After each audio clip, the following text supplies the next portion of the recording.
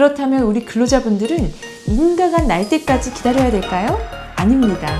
제척기간이 도가해서 대지급금을 못 받은 분들도 계십니다.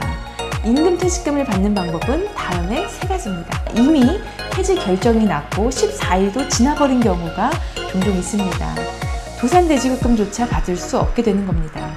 그 폐지 여부와 시점까지 꼼꼼히 챙겨야 되고 그것을 놓치지 않도록 전문가의 도움이 꼭 필요합니다. 네, 회생 중이든 폐지가 됐든 14일 안에만 오시면 걱정 마세요. 저희가 해결해 드립니다.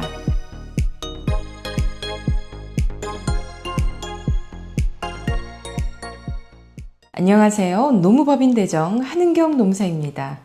오늘은 법정관리, 즉 회생 절차에 들어간 회사로부터 임금퇴직금을 받지 못한 경우 근로자분들이 어떤 절차를 통해 어느 정도의 기간을 들여서 얼마를 받을 수 있는지 전체적인 흐름과 핵심 포인트를 처음부터 끝까지 자세히 알려드리겠습니다. 막막하셨던 분들께 명확한 방향을 드리는 영상이 될 테니까요. 끝까지 함께 해주세요. 우리 회사가 진짜 법정관리, 회생 절차에 들어갔다면 우리 근로자분들은 더 많은 금액을 빠르게 받을 수 있기 때문에 매우 좋습니다. 그래서 정말 법정관리에 들어간 게 맞는지부터 꼭 확인해 보셔야 합니다. 네, 확인하시는 방법은 크게 2가지입니다. 첫 번째, 대법원 회생파산정보 웹사이트에 들어가셔서 우리 회사가 회생 신청된 그 목록에 있는지 조회하는 방법이 있고요. 2번째, 법인 등기부등본을 발급받아 보시면 거기에도 회생 절차가 기재되어 있는지를 확인할 수 있습니다. 그러니까 중요한 것은 단순히 회생 신청한다 라는 말만으로는 안 된다는 겁니다. 법원에 정식으로 회생 신청을 하고 사건 번호가 나와야 비로소 진짜 회생 절차가 시작된 겁니다. 그 이외의 경우는 사실상 도산 상태, 즉 회사가 도산 위기에 처해 있는 상태일 가능성이 크죠. 사실 회생 절차는 비용도 많이 들고 법원이 인가 결정을 해줄 가능성도 낮기 때문에 신청하겠다는 말만 하고 실제로 못 들어가는 경우가 훨씬 많습니다. 그래서 만약 회생 절차에 못 들어갔다면 그때는 사실상 도산 상태를 인정받아야 되기 때문에 근로자분들 입장에서는 시간도 오래 걸리고 아예 못 받을 가능성도 있습니다. 그래서 핵심은 회사가 법정관리 들어간다고 했을 때 정말 들어갔는지부터 꼭 확인하세요. 이게 내 돈을 받을 수 있느냐, 언제 받을 수 있느냐, 못 받게 되느냐를 좌우하는 가장 중요한 시작점입니다. 네, 회생 절차는 회사를 당장 청산하는 것보다 계속 운영했을 때의 가치가 더 클 경우 법원이 개입해서 채권자들의 권리를 조정해 가면서 회사를 살릴 수 있도록 돕는 제도입니다. 네, 만약 회사가 지금 영업을 멈추고 자산을 전부 팔아서 정리하는 게 더 낫다라고 법원이 판단한다면 회생 절차에 들어간다 하더라도 인가 결정이 나지 않습니다. 하지만 법원이 봤을 때 지금은 어렵지만 이 회사를 파산시키는 것보다는 채권자들이 조금씩 양보하고 영업을 계속할 수 있도록 하는 것이 더 이익이 크다라고 판단이 된다면 회생 절차를 통해서 회사를 다시 살릴 기회를 주는 겁니다. 그래서 당장의 어려움만 보고 회사를 무너뜨리는 게 아니라 미래 가치를 보고 법원이 직접 나서서 그 회복을 도와주는 제도, 그게 바로 회생 절차 법정관리라고 합니다.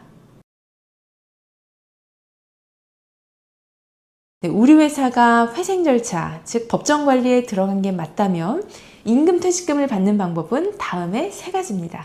첫 번째, 간이대지급금, 2번째, 도산대지급금, 3번째, 민사소송입니다.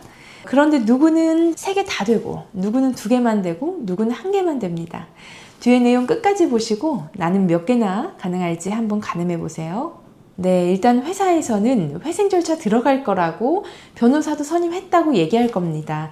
회사는 신청 대리인, 즉 변호사를 선임하고 법원에 제출해야 되는 모든 서류, 즉 회사에 있는 모든 채권 채무, 자산과 부채들을 정리합니다.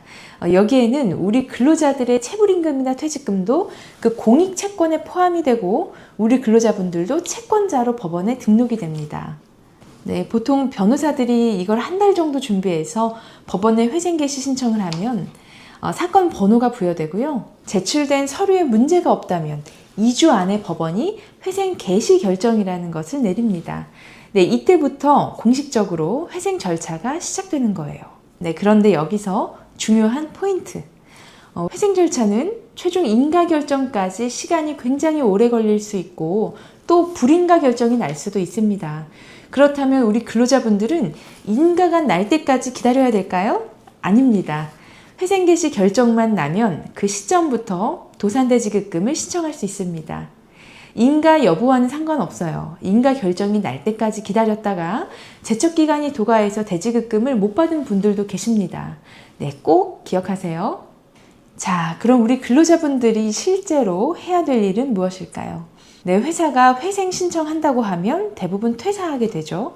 그 다음엔 곧바로 노동부에 임금퇴직금 체불 진정을 제기합니다. 진정서를 제출하면 근로감독관이 배정이 되고 조사를 받으면서 관련 서류를 제출합니다. 그런데 노동부 진정 단계에서도 회사는 임금퇴직금을 지급하지 못하겠죠. 회사가 어려우니까요. 그럼 노동부는 최종적으로 체불임금 등 사업주 확인서라는 것을 발급을 해줍니다. 여기까지가 빠르면 한 달, 보통은 2달 이상 소요됩니다. 네, 여기서부터는 지급받는 방법입니다. 첫 번째, 간이대지급금입니다. 이건 근로복지공단에 신청하면 최대 1,000만 원까지 빠르게 받을 수 있는 제도인데요. 회사의 회생 절차와 관계없이 노동부에서 발급받았던 우리 체불임금 등 사업주 확인서 그 대지급금 청구용으로만 있으면 바로 신청 가능합니다. 처리 기간은 영업일 기준 14일 이내입니다. 네, 두 번째는 도산대지급금입니다. 이건 회사가 법원으로부터 최종 인가 결정까지 받지 않았더라도 처음 회생 개시 결정만 났다면 받을 수 있습니다. 도산대지급금은 나이대별 상한액에 따라서 최대 2,100만 원까지 가능하지만 처리 기간이 간이대지급금보다는 조금 더 걸리는데요. 저희 노무사들이 대리하는 경우라면 저희에게 서류를 처음에 전달하신 순간부터 도산대지급금 지급까지 총 3개월에서 한 3개월 반 정도 걸리고요. 근로자가 직접 진행하시는 경우에는 몇 개월 더 걸립니다. 그리고 간이대지급금으로 빠르게 일부를 먼저 받고 나중에 회생 개시 결정이 나면 그때 도산대지급금으로 나머지를 받는 방식도 가능하고요. 반대로 아예 간이대지급금을 신청하지 않고 도산대지급금으로 한 번에 받는 것도 가능합니다. 그런데 내가 임금이 좀 높거나 3년을 넘게 다녀서 간이대지급금과 도산대지급금을 받았어도 여전히 못 받은 임금과 퇴직금이 남아있는 경우라면 이 금액에 대해서는 어떻게 받을 수 있을까요? 아까 앞서 들어갔던 그 회생 절차에서 받게 됩니다. 아까 우리 회사가 서류를 잘 준비해서 법원에 회생 신청을 하고 회생 개시 결정을 받았잖아요. 그럼 그 다음부터는 채권자 집회를 열어서 채권자들의 이해관계를 조정하는 단계를 수차례 거칩니다. 그렇게 되면 최종적인 회생 계획안이 나오게 되는데요. 그 회생 계획안이라는 것은 우리 회사가 향후에 어떻게 채권자들에게 돈을 갚아나갈 것인지 그 계획이 들어있는 문서입니다. 이러한 것들을 바탕으로 법원이 회생 인가 결정을 내거나 혹은 불인가 결정을 내게 됩니다. 만약에 인가 결정이 나왔다면 회사가 영업을 지속하면서 회생 계획안대로 갚아 나가게 되고 그 과정에서 채권자인 우리 근로자들도 지급을 받게 됩니다. 그런데 불인가 결정이 나게 되면 회생 절차도 끝이 나고 그냥 일반적인 민사소송 절차로 받아야 되는데요.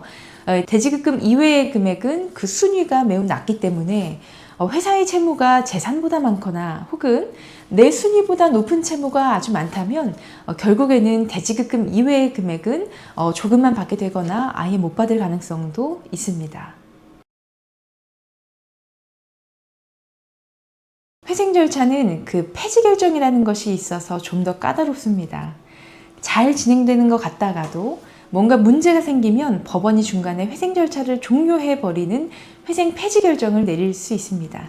이렇게 폐지 결정이 나면 회사 측에서는 14일 이내에 즉시 항고라는 절차로 이의를 제기할 수 있고 그걸 바탕으로 법원이 다시 심리를 해서 회생 절차를 계속할지 온전히 종료할지를 결정하게 됩니다.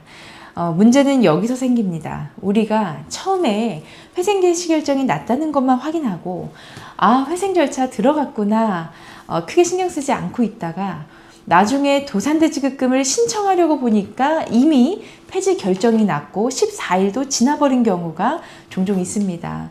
이럴 땐 정말 곤란하죠. 도산대지급금조차 받을 수 없게 되는 겁니다. 그래서 이런 상황일수록 노무사의 역할이 정말 중요합니다. 저희가 법정관리 근로자를 대리할 때는 그 진행 상황을 매일매일 체크해서 어떠한 변수도 허용하지 않고 철저히 관리합니다.